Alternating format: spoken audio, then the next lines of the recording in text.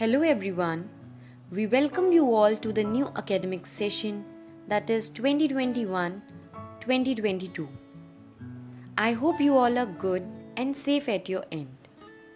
Today I'm going to teach you English, and in today's session we will learn about the first chapter, and that is The Incident of the Tooth, and its author is Mark Twain, whose real name was Samuel Langhorne Clemens, was an American author best known for his books, The Adventures of Tom Sawyer and The Adventures of Huckleberry Finn.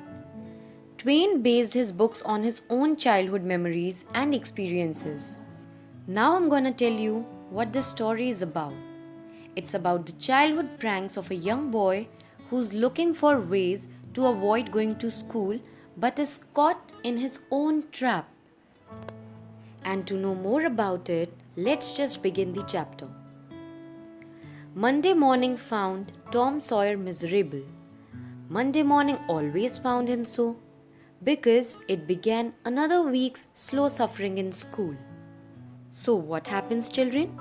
On Monday morning, Tom dreads going to school. He considers what might convince Aunt Polly to let him stay home. Because Monday always begins a new school week and Tom always tried a way to avoid this routine. So he wished that there were no holidays in between, because it just made going back to school so much difficult for him. Then he asked himself, "Am I ill? Is something wrong with me?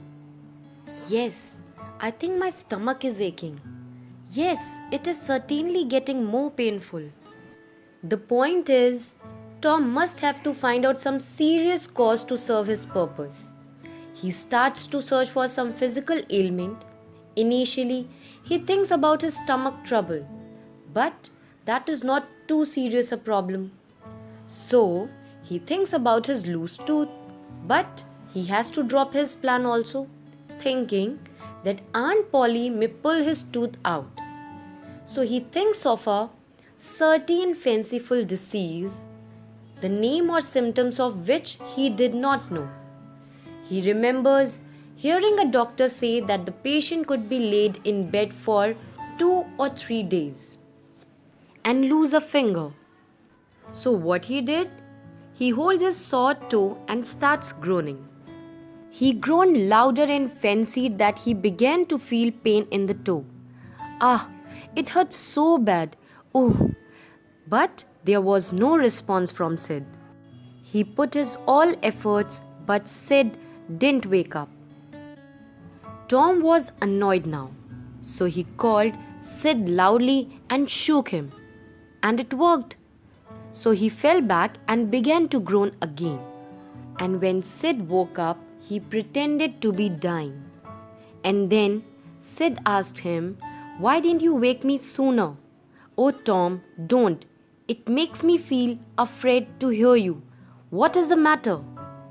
After that, Tom said, "I forgive you everything, Sid.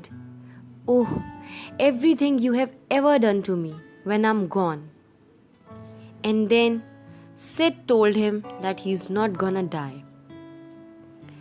Tom also told Sid to give his window sash and his cat with one eye to that new girl that has come to town. After that, Sid rushed to find Aunt Polly and informed her about the condition of Tom. Aunt Polly fled upstairs with Sid and Mary, and her face was white too, and her lips trembled. It started shaking. And when she asked him, "What's the matter with you, Tom?" then Tom complained, "Oh, Auntie, my sore toe is mortified." Aunt Polly sees through his act and can't help but laugh, as Tom exaggerated his pain and used the wrong word to do so, making Aunt Polly to laugh. And then Aunt Polly said, "You shocked me, Tom. Now you shut up that nonsense and climb out of this." And at last, all he could say about his loose tooth. He told Aunt Polly that it's hurting so badly. And when Aunt Polly came to know about it, she decided to pull it out by using the old technique. So she asked Mary to bring a silk thread and a chunk of fire out of the kitchen. And by hearing all this, the truth came out of his mouth that he don't want to stay home from school.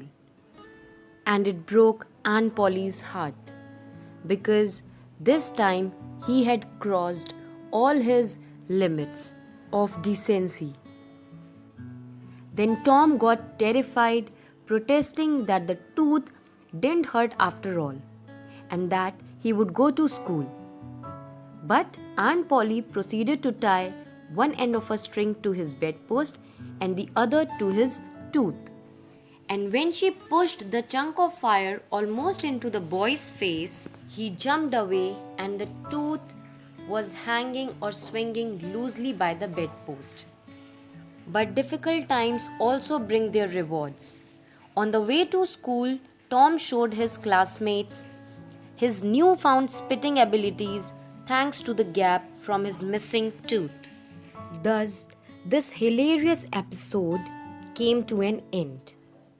Thank you, children. I hope this is clear to everyone.